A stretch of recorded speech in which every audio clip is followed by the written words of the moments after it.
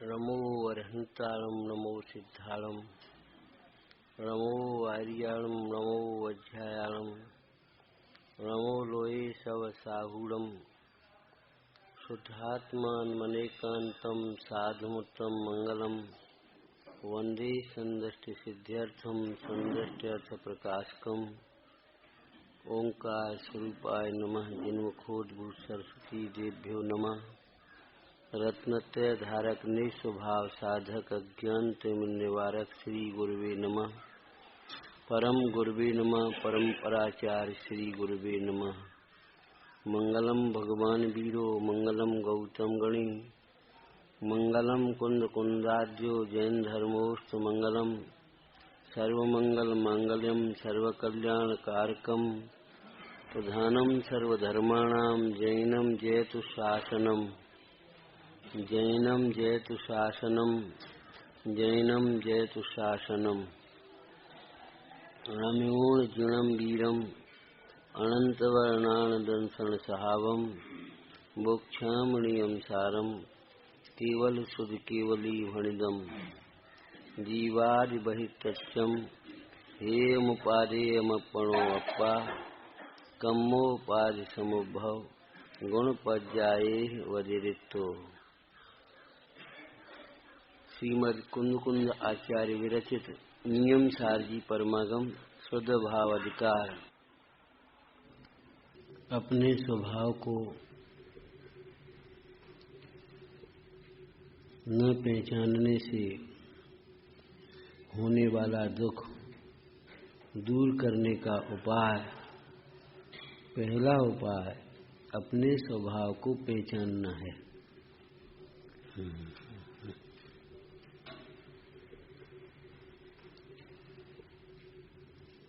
उस स्वभाव की आराधना ही, उस स्वभाव की भावना ही परिपूर्ण सुख की प्राप्ति का उपाय है। उसी को आचार्य कुंद स्वामी के शब्दों में निज भावना, निज भावना निमित्त अथवा तो निज भावना करने के लिए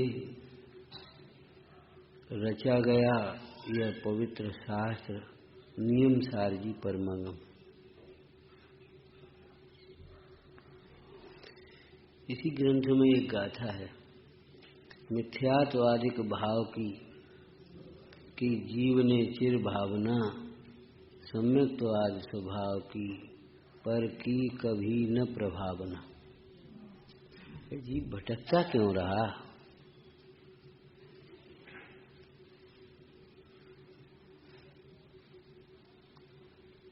मिथ्यात्वादिक भाव की जीव ने चिर भावना, अनादिकाल से इस जीव की भावना विपरीत रही। श्रद्धान विपरीत है तो ज्ञान भी विपरीत है और आचरण भी विपरीत है। श्रद्धान मूल है, मिथ्या दर्शन संसार का मूल है, सम्यक दर्शन मुक्ति मार्ग का मूल है। संपूर्ण कर्मों का मूल, समस्त दुखों का मूल मिथ्या दर्शन है और समस्त सुखों का मूल सम्यक दर्शन है। सम्यक दर्शन के बिना ज्ञान अधिक भी हो तो भी वह मिथ्या ज्ञान है। बाह्य आचरण अथवा थोड़ी कसायों की मंदता अधिक भी हो तो भी असंयम भाव ही है। असंयम भाव से भी कुछ विशेष शब्द कहा, मिथ्याचारित्र हुआ। आपको ये तो अनुभव है कि सही दिशा में चलें तो गंतव्य मिलता है। यदि अपन सही दिशा में गमन करें तो गंतव्य मिलेगा और विपरीत दिशा में चलें तो गंतव्य मिलेगा तो नहीं, दूर और होता जाएगा। तात्पर्य यह है कि विपरीत दिशा में चलना न चलने से भी ज्यादा खतरनाक है।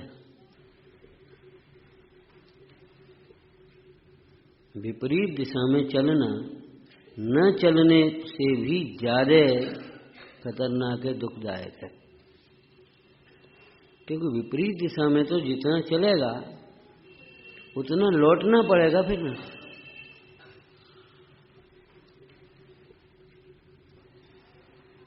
न जानने की अपेक्षा विपरीत जानना अधिक दुखदायी है।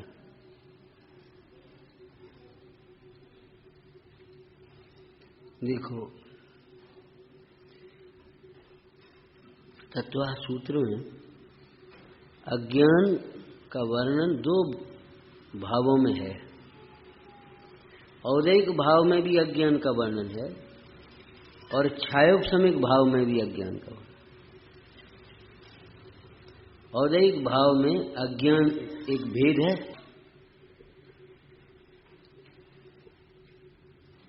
औदैहिक भाव में अज्ञान, और छायोपशमिक भाव में अज्ञान के तीन भेद हैं। कुमति, कुश्रुत और कुअवधि। दुख का कारण वो औदैहिक भाव का अज्ञान नहीं, दुख का कारण छायोपशमिक भाव में जो ज्ञान प्रकट है ना, मति ज्ञान, श्रुत ज्ञान, नरक आदि अवस्थाओं में अवधि ज्ञान, परंतु यदि वह विपरीत है तो वह है दुख का कारण।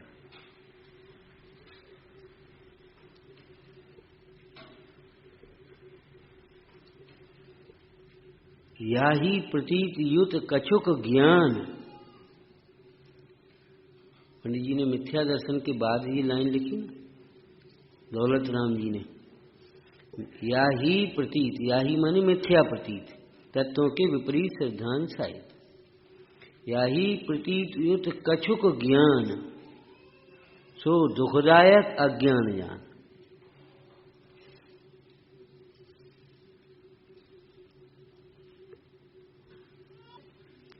ज्ञान प्रकाश के स्थान पर है, ऐसा समझे, मोह अंधकार के स्थान पर है। और सबसे पहले कोई कार्य करना हो तो प्रकाश चाहिए। मोक्ष मार्ग में भी पहले सम्यक ज्ञान चाहिए, कि पहले तो सम्यक दर्शन होता है, कि सम्यक दर्शन से पहले तत्वनिर्णय भेद ज्ञान। सम्यक दर्शन भी स्वानुभव पूर्वक होता है। स्वानुभव के काल में ही श्रद्धान उदित होता है, उस ज्ञान का नाम सम्यक ज्ञान है। उस स्वानुभव पूर्व के काल में जिस श्रद्धान का उदय होता है, उस श्रद्धान का नाम सम्यक दर्शन है। ऐसा समझे, ज्ञान बिना का श्रद्धान तो अंधश्रद्धान या अंधविश्वास इसको कह देते हैं। जिसे जाने नहीं उसका श्रद्धान कैसे होगा? अज्ञात का श्रद्धान तो टीका में है समयसार जी में। अगर अज्ञात का श्रद्धान किया जाए तो किसी के कहने से ये भी मान लोगे कि गधे के सींग होते हैं।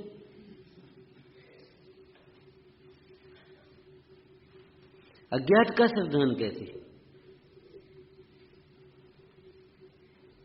अनादिकाल से इस जीव को इंद्रिय ज्ञान रहा, मोह के कारण में पंडित जी ने दिया, टोटोमल जी ने।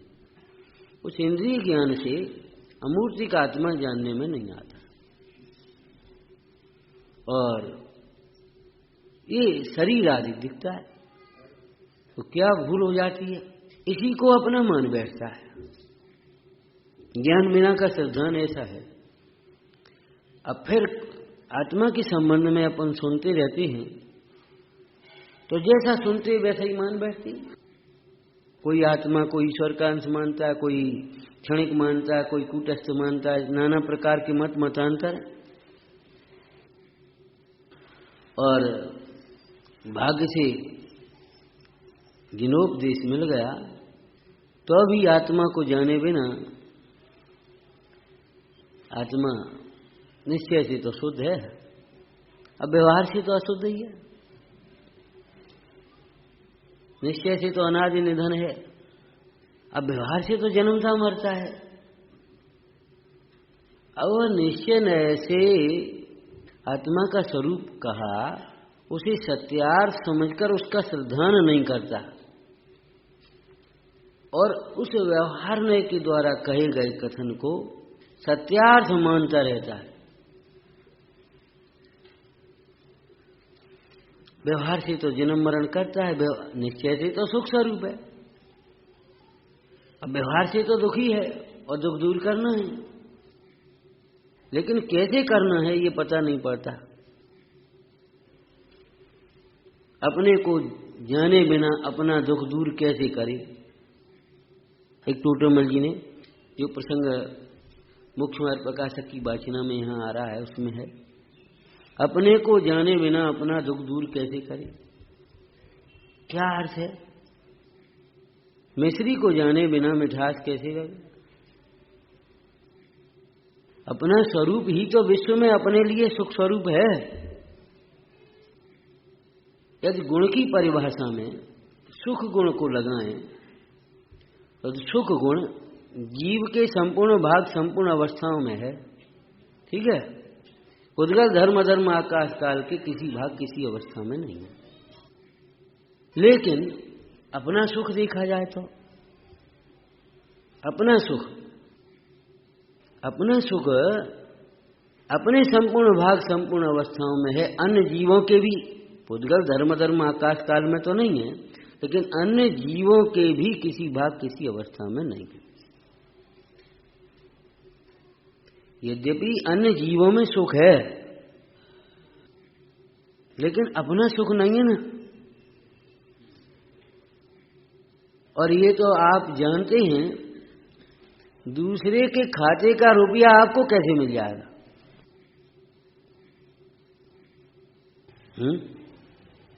यदि हम किसी निर्धन से कहें भैया हमको 10 लाख रुपया चाहिए, बोले हमारे पास है ही नहीं, हम कहां से देंगे? तो ये बात तो समझ में आ जाती है। लेकिन हम किसी बड़ी बैंक में पहुंच जाएं, बोले भाई 10 लाख रुपया चाहिए हमको, बोले लाओ, कहाँ है आपका पासबुक खाता जो कुछ भी है, कहाँ है? बोले है नहीं। तो आए क्यों? कि आपकी बैंक में बहुत रुपया है। ये तो कोई विधि नहीं है। दूसरे के खाते का रुपया आपको कैसे मिलेगा? सर्वजीव सुख स्वरूप हैं। जे त्रिभुवन में जीव अनंत, शाश्वत सुख स्वरूप भगवंत। शाश्वत सुख स्वरूप हैं, स्वभाव से सुखमय हैं। और जिन्होंने अपने स्वरूप को पहचाना, स्वरूप की आराधना, और इस भाषा में कहें तो स्वरूप की भावना की, वे परम सुख को प्राप्त हुए हैं, परम सुख रूप परिणमित हुए हैं। अब वे परम सुख रूप परिणमित भगवंत भी हमें सुख कैसे देंगे? अधिक से अधिक ये होगा कि वे कहेंगे भैया तुम्हारा सुख तुम्हारे संपूर्ण भाग संपूर्ण अवस्थाओं में है।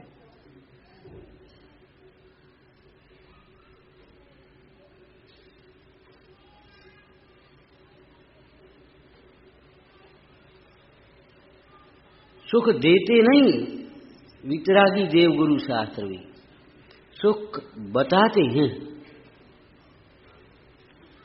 सुख का मार्ग दिखाते हैं, सुख बताते हैं, सुखी होने की कला सिखाते हैं। पहले कहा था, याद हो तो, इन भगवंतों को भी नाना प्रकार के आयोजनों के द्वारा, भक्ति के द्वारा, छत्र चमर के द्वारा, द्रव्यों के द्वारा, नमस्कार आदि के द्वारा प्रसन्न करके अपनी मनोकामना पूरी करने की कल्पनाएं छोड़ देना, ये कल्पनाएं मिथ्या हैं। भगवंतों का दर्शन करके, भगवंतों की वाणी सुन के सुखी होने की कला सीखना, ये भगवान की वाणी संकेत कर रही है, सुखी होने का मार्ग बता रही है।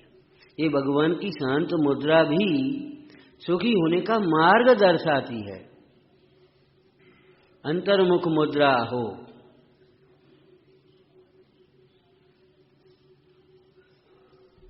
अंतर्मुख मुद्रा हो। सुख चाहिए तो अंतर में देखो,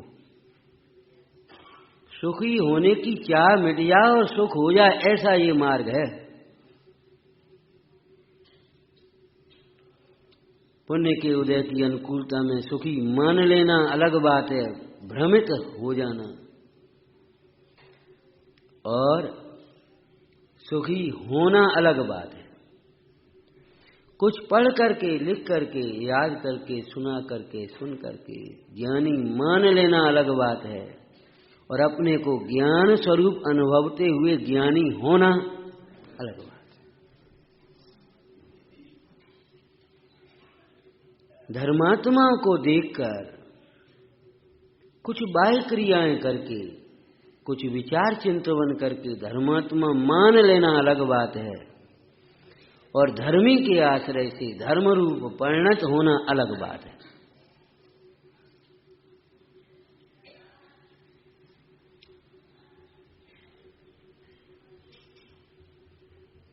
स्वरूप की आराधना में मग्न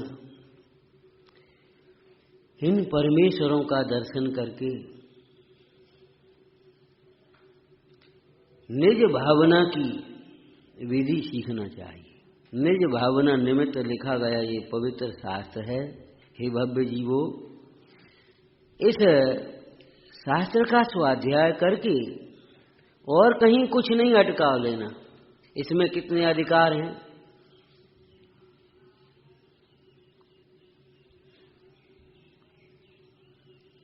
जीव किसे कहते हैं, अजीव किसे कहते हैं, व्यवहार चारित्र क्या है, शुद्ध भाव क्या है और प्रतिक्रमण क्या है, प्रायश्चित क्या है, आलोचना क्या है, समाधि क्या है, भक्ति क्या है, आवश्यक क्या है, निश्चय क्या है, व्यवहार क्या, ये सब जानकारी कर लेना अलग बात है, लेकिन निज भावना भाना अलग बात है। ऐसा समझें, जानकारी कर लेना तत्वों की एक बिल्डिंग मटेरियल का ढेर लगाना है।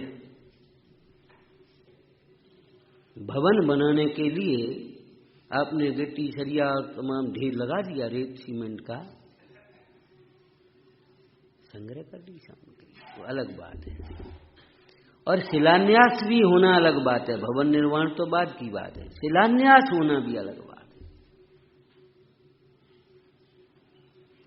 पूरा ट्रक का ट्रक पत्थरों का आकर के उतर रख गया, शिलान्यास तो नहीं हुआ। एक शिला रखी जाएगी, उसका नाम शिलान्यास होगा।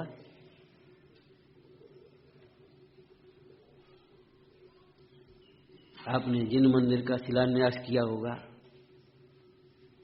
स्वाध्याय भवन के शिलान्यास किए होंगे, विचारना कैसे करते हैं?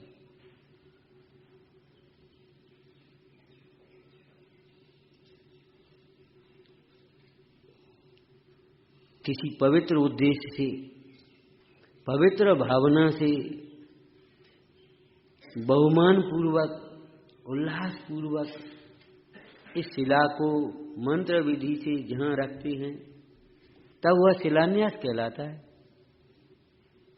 ऐसी सारी तत्वों की जानकारी करने के बाद हे उपादेय का विवेक करते हुए अपने उपयोग को जब ज्ञायक भाव में रखते हैं, स्थापित करते हैं, अथवा अपने उपयोग में अपने को उपयोग स्वरूप जानते हैं, ज्ञाता स्वरूप अनुभवते हैं, तब मुक्ति का उदाहरण शिलान्यास समझो, प्रारंभ समझो।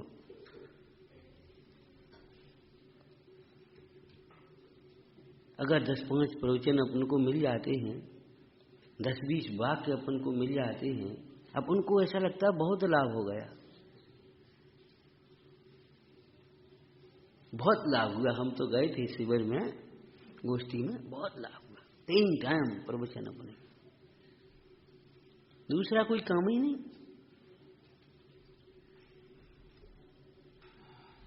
सवेरे से अपने पूजा भक्ति, अपने स्वाध्याय, बस भोजन किया, थोड़ी देर आराम, आराम, राम के बिना आराम कहाँ मिला तुझे? शरीर के गए, खाना भोजन करने के बाद थोड़ा लेट गया और उपयोग लिया और बस आराम हो गया। आराम तो तब है जब स्वाध्याय में कही हुई उपादेय रूप आत्मा राम का लक्ष्य करके एक क्षण को भी, जैसे सम्यक दृष्टि जीव अपने को शरीर रूप नहीं मानता, उसी प्रकार मोह की दशा में एक क्षण भी यह जीव देह से भिन्न अपने को नहीं जानता। ज्ञानी जीव संयोगों की चर्चा करते समय भी संयोगों से भिन्न अपने स्वभाव को लक्ष्य रखते।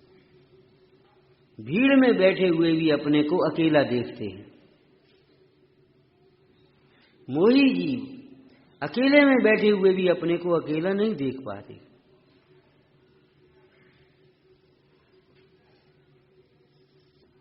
एक क्षण भी देह से भिन्न आत्मा देखे और दुख रह जाए, ऐसा नहीं होता।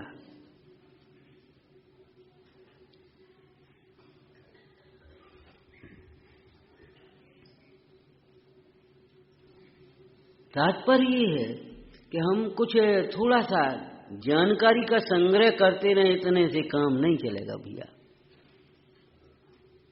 ज्ञान को अंतर्मुख करके अपने चैतन्य की अनुभूति करना, ये हमारे जीवन का लक्ष्य होना चाहिए। ज्ञान को सम्यक बनाने की कला ये है।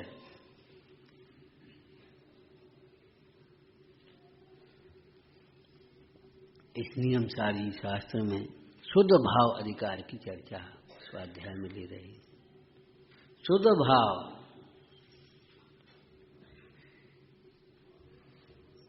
दो प्रकार के हैं, एक प्रकट शुद्ध भाव, एक नित्य शुद्ध भाव।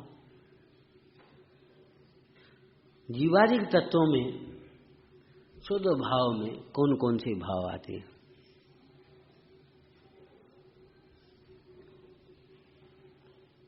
स्थूल रूप से तो आप इतना जानते हैं, सम्मर नजरा एक देश शुद्ध भाव है, मोक्ष परिपूर्ण शुद्ध भाव है, आश्रम बंध अशुद्ध भाव है, पुण्य पाप अशुद्ध भाव है।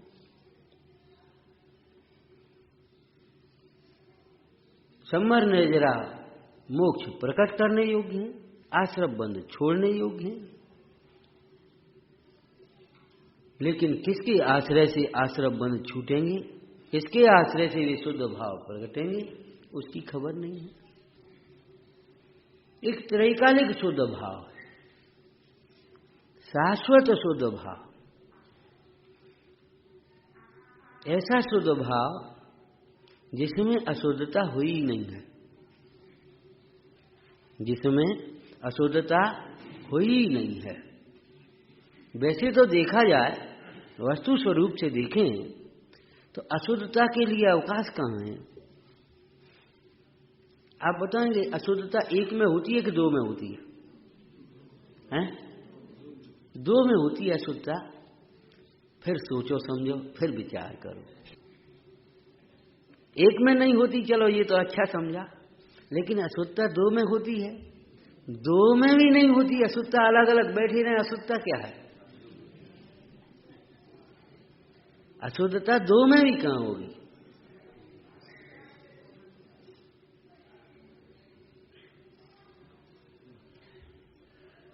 एक बर्तन में यहाँ दूध रख दो, एक में पानी रख दो, अलग अलग रखे रहेंगे, अशुद्धता कहां से आएगी?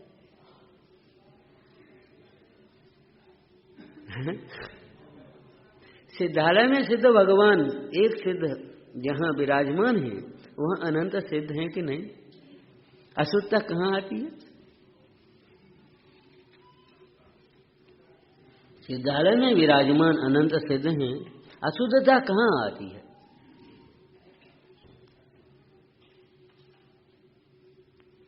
विश्व में 6 द्रव्य रहते हैं, अपनी अपनी सत्ता में, अपनी अपनी मर्यादा में परिणमते हैं। अशुद्धता के लिए अवकाश कहां है?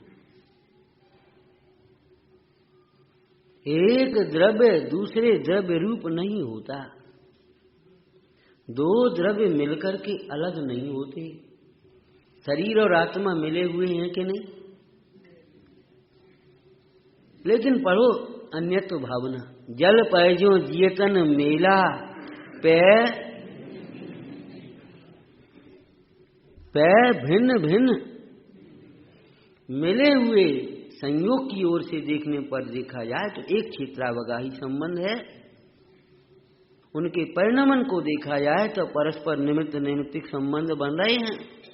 फिर भी पैर भिन्न भिन्न, ये तो स्थूल शरीर है, इसके भीतर कार्मण शरीर है। और कार्मण शरीर आप जानते हैं, यहां से जाओगे तो कार्मण शरीर साथ जाएगा।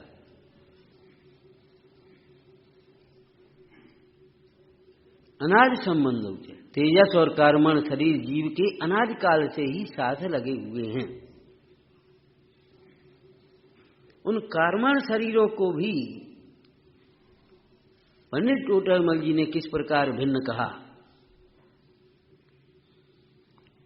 जिस प्रकार भिन्न है उसी प्रकार भिन्न कहा है। किस प्रकार भिन्न है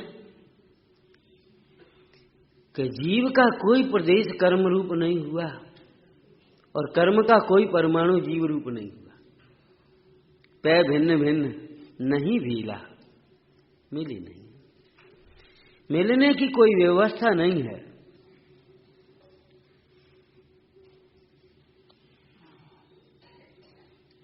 कोई मिला सकता नहीं है।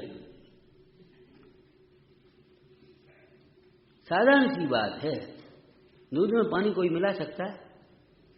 रोज मिलाते घर पर। अरे घर पर रोज मिलाते, यहां मिला के बताओ ना, कैसे मिलेगा? पानी दूध रूप नहीं होता, दूध पानी रूप नहीं होता। अपने अपने लक्षणों को लिए हुए भिन्न भिन्न रहते हैं। सोने चांदी को मिला सकता है कि गला करके एक पिंड भी बना दें?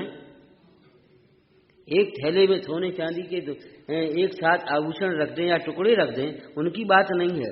पंडित जी ने तो ये दृष्टांत दिया, अगर उनको गला करके एक पिंड बना दिया जाए तो अभी सोना सोना रूप रहता है, चांदी रूप नहीं होता, चांदी सोने रूप नहीं होती। इसी प्रकार कर्म का कोई परमाणु जीव रूप नहीं होता और जीव का कोई प्रदेश कर्म रूप नहीं होता। इतना ही नहीं, इस बंधन के काल में भी, इस बंधन में भी कोई किसी का कर्ता नहीं होता। कोई किसी का कर्ता नहीं होता। कर्म जीव का कार्य नहीं करते हैं और जीव कर्म का कार्य नहीं करते। जीव के विकारी परिणामों का निमित्त पाकर कार्मण वर्गणा आती हैं और स्वयं कर्म रूप परिणमती हैं। वो पुद्गल का परिणमन स्वतंत्र है और कर्म के उदय में होने वाला रागादिक भाव वह भी स्वतंत्रपने जीव करता है, कर्म नहीं कराता है। आचार्य अमृतचंद स्वामी कहते, भैया कर्म बलपूर्वक जीव को अपने फल में नहीं जोड़ते। पाप का उदय ऐसा नहीं कहता कि तुम हमें अपना मानो, अनिष्ट मानो और दुखी हो। यदि कोई जीव पाप के उदय में भेद ज्ञान पूर्वक अपने को सुख रूप ही देखता रहे और सुख का वेदन करता रहे तो वह पाप का उदय कुछ जबरन दुखी नहीं कर देगा उसे। और पाप के उदय में होने वाले उपसर्गों के काल में भी ज्ञानी धर्मात्मा अपने को उस उदय से भिन्न चैतन्यमय अनुभवते हुए आनंद का वेदन करते रहते हैं। कौन रोक लेता है? पाप का उदय ये कहेगा नहीं, सुखी नहीं हो सकते।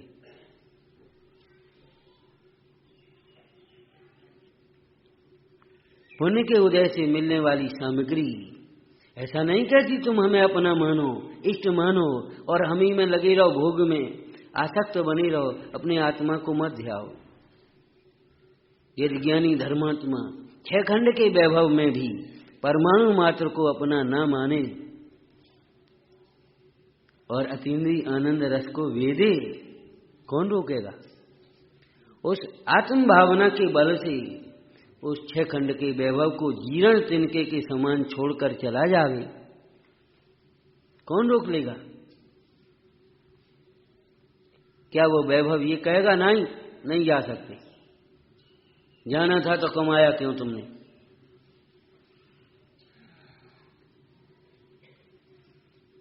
अब वो अचेतन है। अरे अचेतन हो चाहे चेतन हो, करेगा क्या?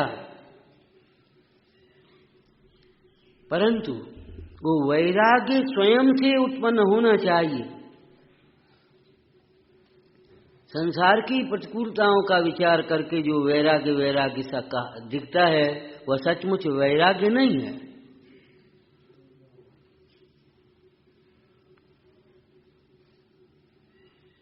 आपने पढ़ा होगा, ज्ञान बिना का वैराग्य तो रूंधी कसा है, रूंधी का दबी हुई कसा है।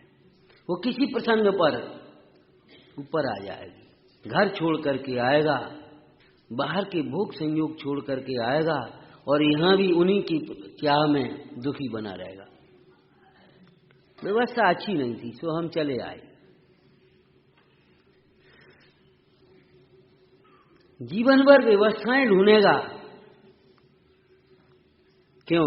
मति व्यवस्थित नहीं हुई है, और जीवन भर व्यवस्थाएं ढूंढता रहेगा। बाहरी व्यवस्थाएं उदय प्रमाण है, जहां जाएगा वहां बैठी हैं, और ये जीवंतर में अपने अज्ञान से, अपने राग से आकुलित होता रहेगा, पर को दोष देता रहेगा, और सोचेगा कि हम कुछ कर रहे हैं, हमने घर छोड़ दिया, हमने व्यापार छोड़ दिया, हम तो आकर के तीर्थ पर रहने लगे। तीर्थ पर तो रहने लगे, लेकिन फिर हुआ चित्त के नहीं हुआ। अपने को तीर्थ स्वरूप देखा के नहीं देखा भाई, अपने को ज्ञाता स्वरूप अनुभवा के नहीं अनुभवा, अपना घर पहचाना या नहीं पहचाना। बात तो ये समझने की है।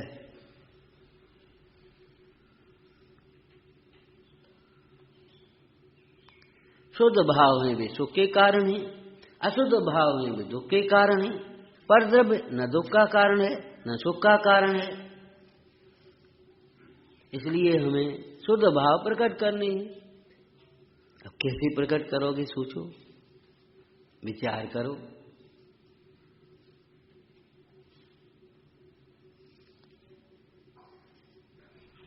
अशुद्धता कहाँ है? वस्तु में तो नहीं है। शुद्धन ऐसे देखा जाए तो रागादिक कछु वस्तु नहीं,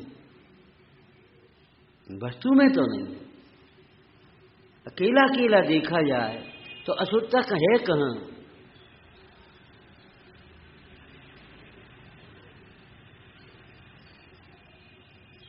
और देखो, ये बहुत अच्छी बात है, वस्तु में अशुद्धता नहीं है।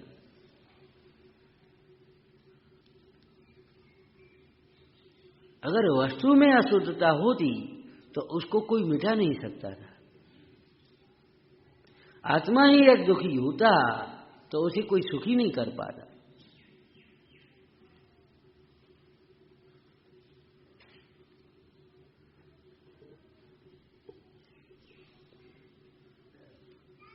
चार गति के दुखों की चर्चा पढ़ते, चाहे वो छेडाला में हो, चाहे मोक्षमार्ग प्रकाशक में हो, या अन्य ग्रंथों में हो, पढ़ते हैं कभी?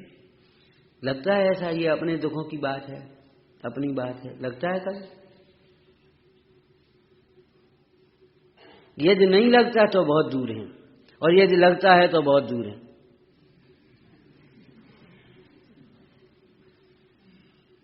समझ में आ रहा है कि नहीं? यदि ऐसा लगता है ये तो और किसी के दुखों की बात है, तो बहुत दूर है ये बात। फिर कैसे दुख दूर करेंगे अपन? बहुवारम परिग्रह से जीव नरक में जाता है, नारकी होता है। अरे इसको पढ़ने से कुछ सीखना चाहिए। यदि हम बहुवारम परिग्रह में फंसे रहेंगे तो तैयारी वहां की हो रही है।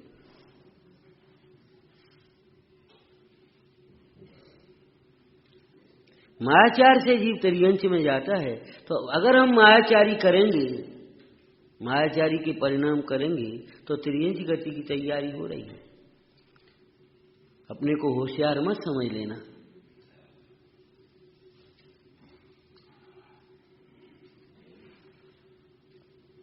टोटोमल जी ने कहा ऐसे दोष अपने में हो तो दूर कर लेना, औरों के ही दोष देख देख करके कसायवान नहीं होना।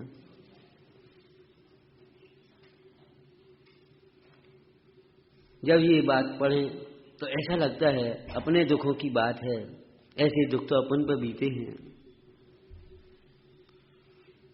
किसी और के दुखों की बात नहीं है, अपने दुखों की बात है, अपने दुखों की। अब अगर वजन आ जाता है ये अपने दुखों की बात है तो आप बहुत दूर समझना चाहिए, अपने दुखों की बात कहाँ है ये। आप बता सकते हैं मिश्री खट्टी कैसे होती है? मिश्री खट्टी कैसे होती है?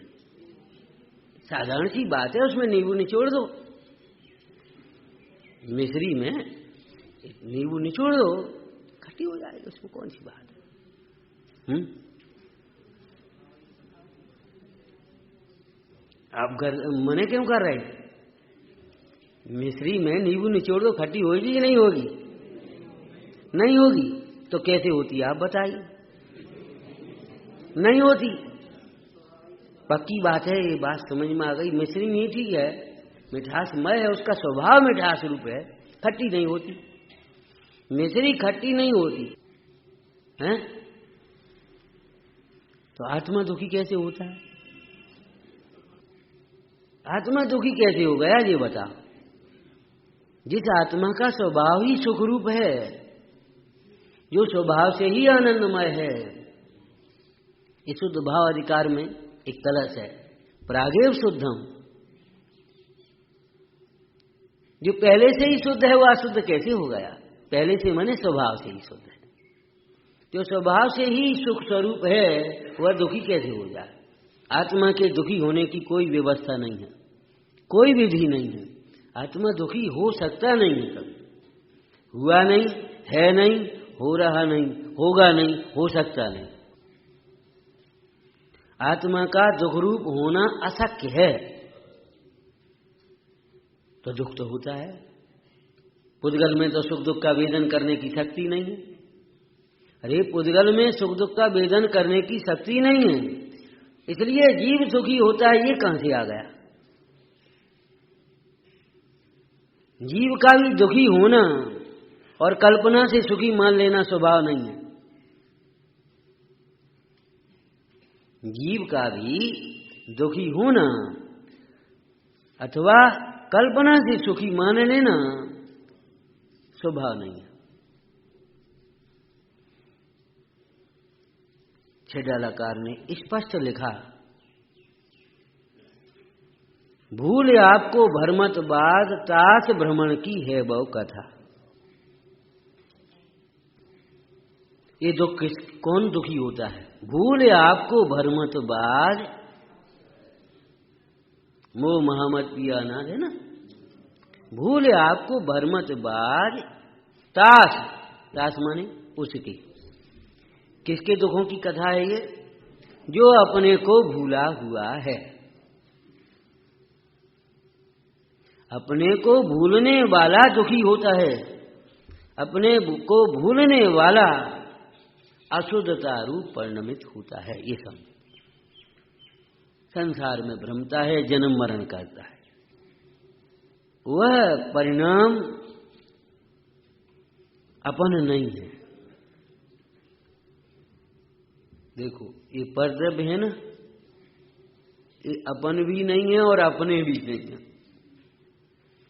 अपन भी नहीं है, अपने भी नहीं, मैं भी नहीं हूं और मेरा भी नहीं है। अब आत्मा के जो ज्ञानादिक भाव हैं वे मेरे भाव कहे जाते हैं, लेकिन वे भी मैं नहीं हूं। मैं कौन हूं?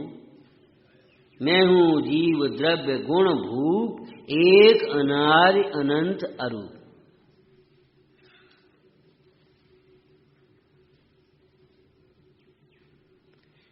अशुद्धता वस्तु में नहीं है, बहुत अच्छी बात है।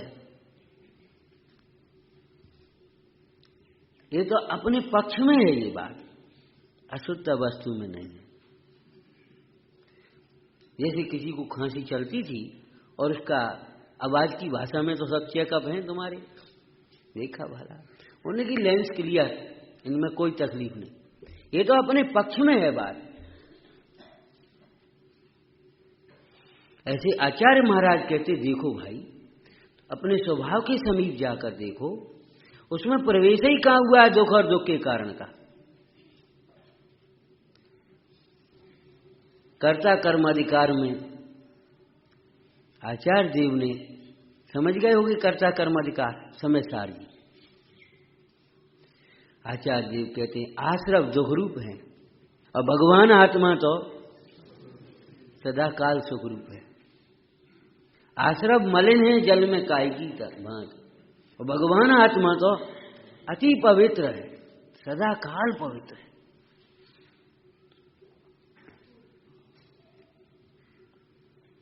पहले चर्चा की होगी, ध्यान हो तो, सूर्य में अंधकार नहीं होता, सूर्य में नया प्रकाश नहीं होता, सूर्य सदाकाल प्रकाश रूप है, सूर्य सदाकाल प्रकाश रूप है। अंधकार होता है, प्रकाश होता है, लेकिन सूर्य में नहीं होता अंधकार और प्रकाश। सूर्य प्रकाशमय है। अंधकार और प्रकाश का कैसे होता है कि जहां सूर्य का उदय है वहां प्रकाश, और जहां सूर्य का अनुदय है। ऐसे आत्मा दुख रूप और सुख रूप नहीं होता, आत्मा अशुद्ध और शुद्ध नहीं होता।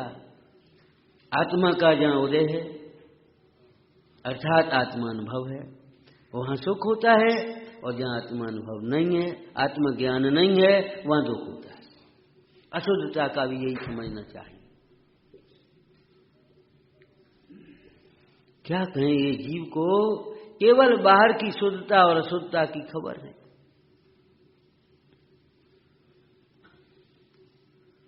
शुद्ध दूध, शुद्ध घी, शुद्ध हवा, शुद्ध पानी, बस शुद्ध शुद्ध ये समझता है। अशुद्ध आत्मा, शुद्ध भोजन,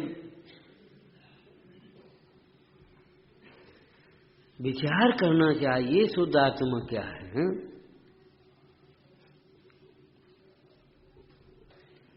आश्रव और संबर प्रतिपक्षी हैं। इस समय आश्रव है, संबर नहीं है। अशुद्धता है, उस समय शुद्ध दशा नहीं हो रही, और जितने अंशों में शुद्धता है उतने अंशों में अशुद्धता नहीं, अशुद्धता उतने अंशों में शुद्धता नहीं। पर्याय की ओर से देखा जाए तो ये सारे कथन सत्यार्थ है, परंतु आत्मा में और आश्रम में प्रतिपक्षी नहीं है।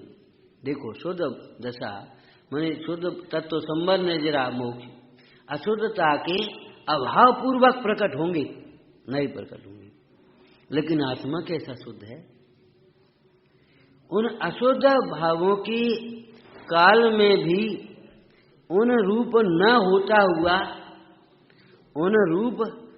होता हुआ ज्ञान मात्र रहता हुआ शुद्ध है आत्मा।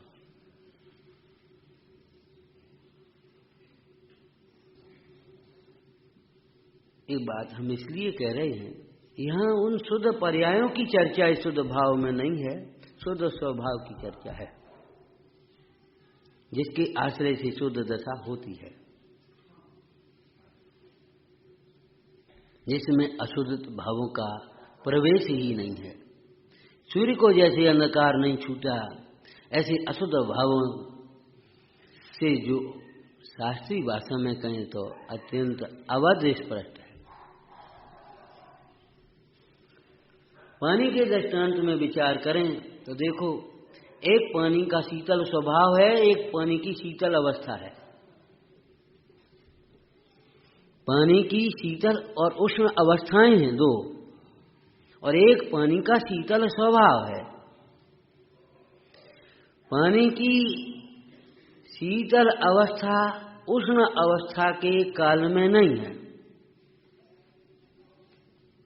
उसको लक्ष्य लेकर के टोटोमल जी ने कहा, उष्ण जल को शीतल मान करके पिएगा तो जलेगा,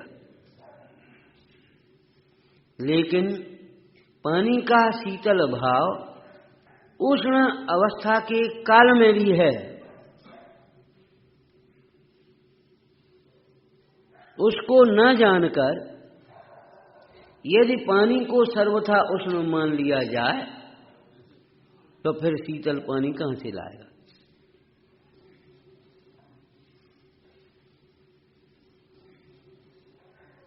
जिस गांव में बाढ़ आई हो, बाढ़ से पानी भर गया हो गंदला कुओं में,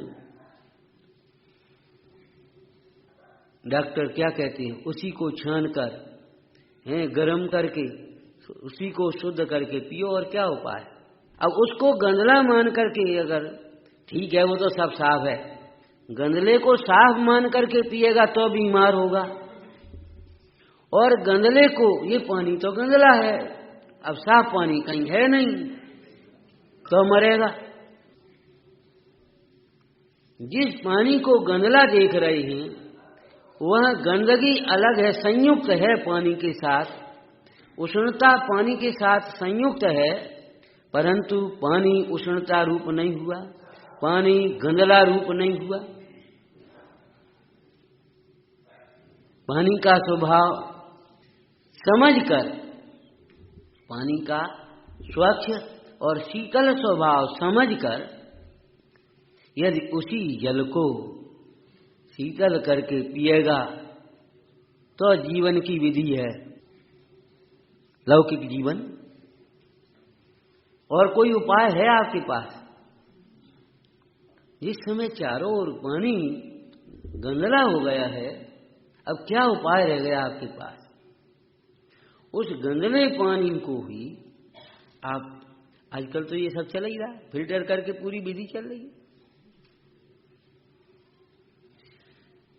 इसी प्रकार यदि अपने आत्मा को, यदि आपने अशुद्ध दशा में और भ्रम से शुद्ध मान लिया, भ्रम से, ध्यान रखना, जिस समय अशुद्ध दशा है उस समय शुद्ध दशा नहीं है। अज्ञान में ज्ञान का भ्रम अज्ञान से भी ज्यादा खतरनाक है। दुख में सुख का भ्रम और अधिक खतरनाक है, वह आपको वहां से निकलने भी नहीं देता। प्रत्यक्ष आपका प्रमाण बता, इंद्रिय प्रत्यक्ष बता रहे आपको। आप कहीं बाहर जाते हैं, बहुत सुख सुविधा भी आपको मिल जाए आपकी भाषा की, हम तो उस सुविधा को सुविधा नहीं कहते, वह दुविधा है। जिस दुविधा में पड़ा हुआ जीव अपने से अत्यंत दूर होता रहता है, वह कोई सुविधा है? जिस सुख में मग्न होकर यह जीव सुखी होने के उपायों की हंसी उड़ाता है, भैया स्वाध्याय में तुम ही चले जाओ। एक भाई ने प्रश्न किया, नमोकार मंत्र पढ़ने से क्या होता है? मंदिर जाने से क्या होता है? स्वाध्याय जाने से क्या होता है? सब पाप प्रणाशों, सब पापों का नाश होता है। तो मंदिर तो भेजा, जो पाप करें, हम तो कोई पाप करते नहीं।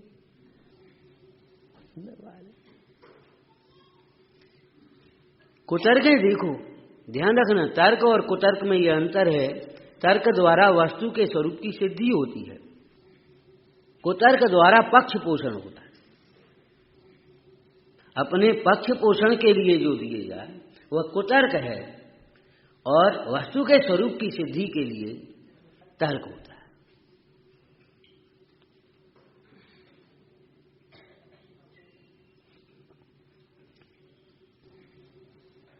उस सुख को सुख है, उस सुख में मग्न होकर के यह जीव, अरे सुख स्वभावी आत्मा से तो दूर है ही, सुख स्वभावी आत्मा को दर्शाने वाले देवगुरु धर्म से भी दूर रहता है। उस सुख को हम सुख हैं, ये तो हम आपकी भाषा का दृष्टांत दे रहे थे। कहीं आप जाएं और बहुत सुख सुविधा भी मिले तो अभी आपका चित्त अब चलना है, कोई तकलीफ कोई नहीं है, फिर रहो ना, अब चलेंगे, घर चलेंगे। कौन ऐसा है जो यहां से आपको उठाता है? वहां जाकर के आप अपने घर पर काम करोगे अपने हाथ से।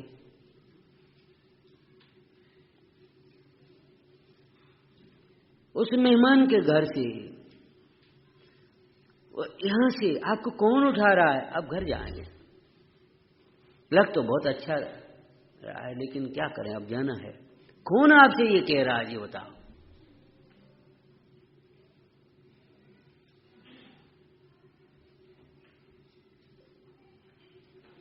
वहां लगता है अपना घर, अपना घर। तो जैसे यहां से निकलने की भाव होता है, सच बताओ, वहां से निकलने का भाव होता है? क्यों नहीं होता?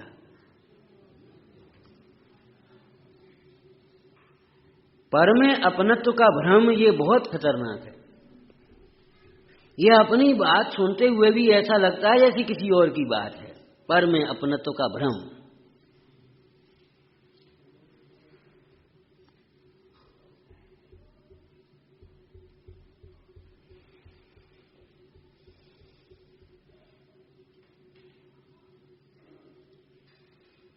यहां 4 दिन में ऐसा लगने लगता है, अब चलो, अब चलो, अब चलो, अब चलो। वहां 40 वर्ष में नहीं लगता, 50 वर्ष में नहीं लगता, उठ चलो, अब निकलो। क्यों नहीं लगता? वहां अपनापन लगता है। परंतु ध्यान रखना, अपना होना अलग बात है और अपना लगना अलग बात है। इसी का नाम मिथ्यात्व है। जो अपना है वह अपना नहीं लगता, और जो अपना लगता है वह अपना नहीं है।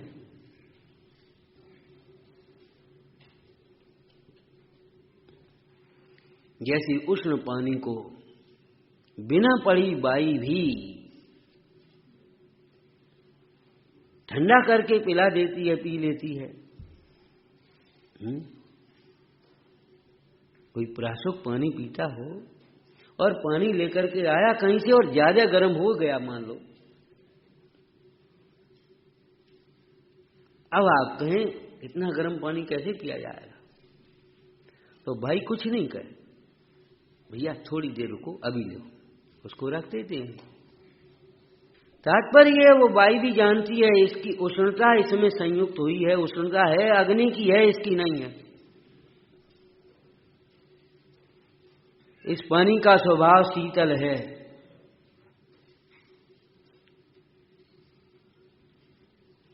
वह उसी जल को, जिसको उष्ण मान करके आप घबरा रहे थे, अब क्या करें, क्या पिएं, उसी उष्ण जल को शीतल करके वह आपको पिलाती है। ऐसे ही जिस आत्मा को आप अशुद्ध मान करके, दुख रूप मान करके आप घबरा रहे थे, अब कैसे सुखी होंगे? जिसको अज्ञान रूप मान करके आप ये सोच रहे थे हम कैसे ज्ञानी होंगे, हमें धर्म कैसे होगा, हमारी मुक्ति कैसे होगी, उसी आत्मा को अंतर्दृष्टि से आचार्य भगवान शुद्ध अनुभवते हैं और शुद्ध दर्शाते हैं। जिसे आपने अशुद्ध मान लिया है, जिसे आपने दुखरूप मान लिया है, वह आत्मा दुखरूप नहीं हो गया है।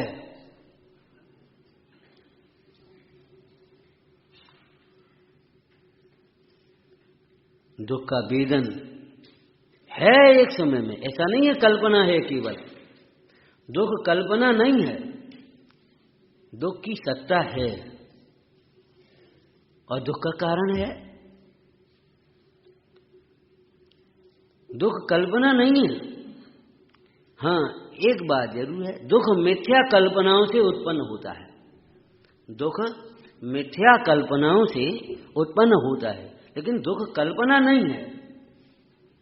दुख है, परंतु वह दुख एक समय की पर्याय में है। वो कौन सी पर्याय में? जिस पर्याय में अंधकार है वहां है जहां सूर्य का उदय नहीं। दुख है, पर्याय में है। कौन सी पर्याय में? जिस पर्याय में आत्मा नहीं है, ये समझो। आत्मा का भान नहीं है। आत्मा नहीं का अर्थ है आत्मा का भान नहीं है। दो द्रव्य अलग अलग ही रहते हैं, मिलकर के एक नहीं होते। अशुद्धि कहां से आएगी, कैसे आएगी? मिले नहीं है फिर भी मिला हुआ मानता है। आचार्य अमृतचंद स्वामी ने पुरुषार्थ सिद्धिपाय में मूल गाथा में यह लिखा, एवमयम कर्म कृतय भावम भावय असमाहितो युक्त एव। इस प्रकार कर्म जनित भावों से अत्यंत भिन्न होने पर भी यह जीव मिला हुआ मानता है, युक्त मानता है, उस रूप ही मानता है। यह विपरीत प्रतिभास ही, विपरीत मानना ही, विपरीत जानना ही और विपरीत जानने मानने पर होने वाले विपरीत विकल्प ही दुख रूप हैं, दुख के कारण है, भव के बीज हैं ये सब।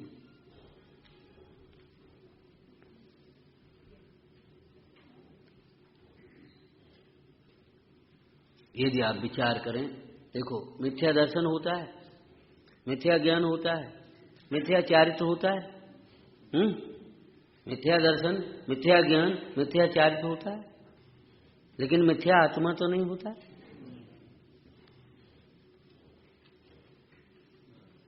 आत्मा में मिथ्यापना प्रवेश नहीं हुआ है। सोने को पीतल मानने पर भी सोना पीतल नहीं होता।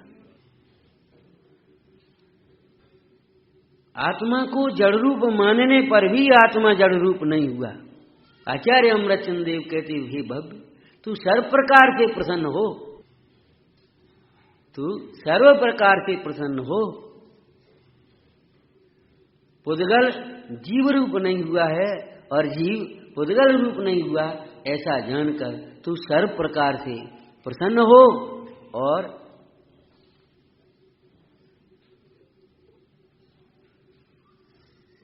क्यों भाई, और बोलो। हाँ, सर्व प्रकार से प्रसन्न हो और अपने को आप रूप अनुभव कर, अपने को आप रूप अनुभव कर।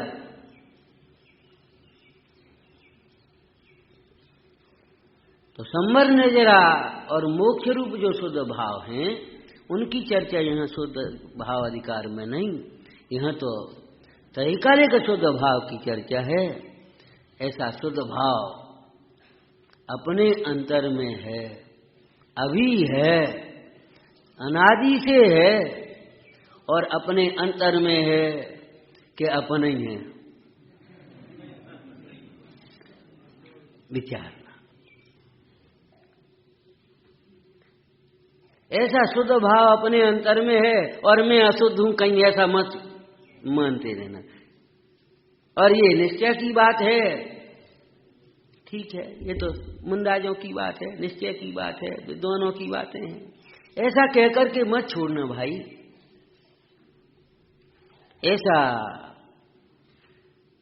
जो शुद्ध भाव अंतर में है वही मैं हूं।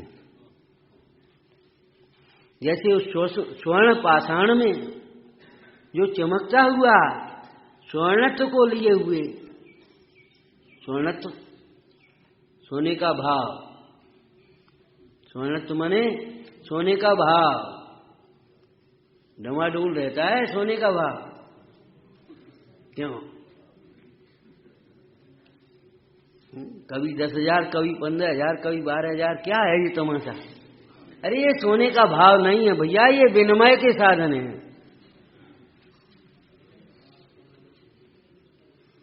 ये सोने का भाव नहीं है। सोने का भाव पीलापन, चिकनापन, भारीपन, स्वर्ण है ना, स्वर्णत के लक्षण, स्वर्णपना, सोने का भाव।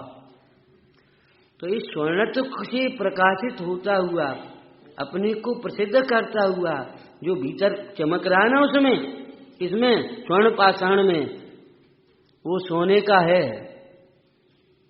अरे वह सोने का काय को, वही सोना है। समझ में आया? ऐसे ही ये शुद्ध भाव अशुद्ध भावों को न छूते हुए, अशुद्ध भावों को न छूते हुए, देह के संयोग में रहते हुए भी देह रूप न होता हुआ, रागादिक परिणमन के काल में भी जो रागादिक रूप न होता हुआ, कि जीव ही तो परिणमता है। अरे ये भी एक विविक्षा है। उस विविक्षा का प्रयोजन तो इतना समझना कि रागादि के होने में कोई दूसरे का दोष नहीं है, लेकिन जीव ही रागादिक रूप परिणम जाए तो कोई दोष आएगा न्याय की भाषा में? बस इतना ही पढ़ेंगे। क्यों भैया बोलो, न्याय की भाषा में कोई दोष आएगा? देखो सुनो, सोना का हार बन जाए, सोना यदि हार रूप हो जाए तो कोई दोष आएगा? सोना तो हार रूप होता ही है। अरे आएगा, हार के टूटने पर, अभाव होने पर सोना ही का अभाव हो जाएगा। सोने के आभूषण बनते, सोने का एक आभूषण का दृष्टांत बताना भैया, उत्पाद व्यय द्रव्य घटाना उसमें। सोने का एक पिंड, ठीक है ना, उस पिंड अवस्था का व्यय और हार अवस्था का उत्पाद और स्वर्णत्व। देखो सोने की उस पिछली पर्याय का व्यय होकर के हार रूप पर्याय उत्पन्न हुई, लेकिन स्वर्ण तो न उत्पन्न हुआ है न। यदि द्रव्य पर्याय रूप हो जाए तो पर्याय के व्यय के साथ द्रव्य का व्यय हो जाएगा। आप कहते कुछ नहीं, ऐसे नहीं होता। विचार करो, सोना यदि हार रूप हो जाए तो फिर क्या होगा? पीतल के हार सोने के हार में क्या अंतर रहेगा? क्योंकि वो पीतल भी हार रूप हो गई है और सोना भी हार रूप हो गया, क्या अंतर रहेगा उनमें?